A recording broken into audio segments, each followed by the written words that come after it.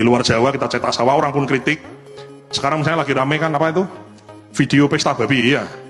Kan seolah-olah kita ini datang cetak sawah kemudian bikin rakyat di situ sengsara. Salah. Ya, saya mau kasih lihat contoh-contoh cetak sawah yang kita lakukan, dan cetak sawah itu butuh waktu sampai dengan sawah itu bisa kemudian ditanami. Bisa ditampilkan program cetak sawahnya.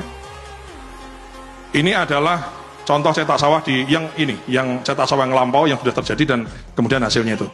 Ini cetak sawah lahan rawa ya di Kalimantan Tengah 51.000 hektar. Ya tadinya rawa begitu, nggak bisa ditanami. Ini kemudian kita lakukan optimalisasi lahan cetak sawah, kemudian 51.000 bisa sekarang ditanami. Ini adalah contoh cetak sawah di Wanam di Papua Selatan. Jadi memang daerahnya daerah berawa, Pak Menteri. Daerah berawa, kalaupun ada pohonnya itu kecil-kecil gitu loh. Jadi memang menanam padi itu yang susah bukan bibitnya, bukan pupuknya, bukan pestisidanya, bukan. Nanam padi apapun yang susah itu bukan hanya lahannya, tapi lahan yang ada airnya.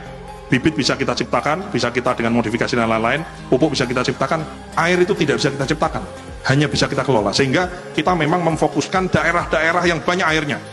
Ini contoh di Papua Selatan ya, di Kurik gitu ya, di Merauke, dulunya rawa. Ini kemudian kita cetak sawah setelah 5-10 tahun berikutnya Pak Menteri, itu kemudian di 3 November 2024 yang dulu dicetak sawah, tadinya orang tidak bersawah di situ, jadi bersawah, panen sekali, tanam sekali, sekarang sudah panen 3 kali karena menanamnya 3 kali. Jadi mohon maaf, dengan segala hormat, kita hormat sama semua kritik yang dialamatkan kepada pemerintah, khususnya kami di Kementerian Pertanian.